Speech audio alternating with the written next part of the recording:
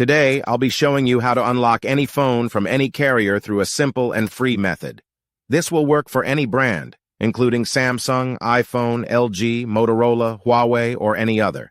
If you happen to have a carrier app installed on your phone, unlocking it will be even easier.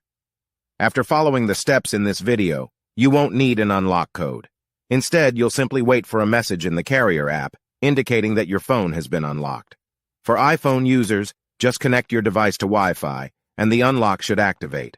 Before we begin, I'd like to mention a small disclaimer.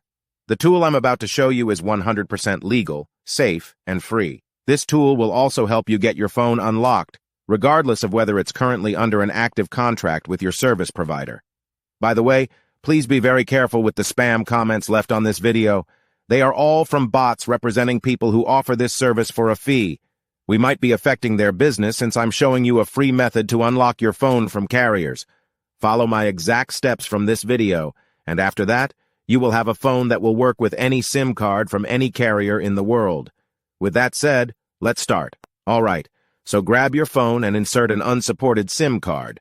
That means a SIM card from a carrier other than your original one. After powering up your phone, you'll receive a message asking for an unlock code.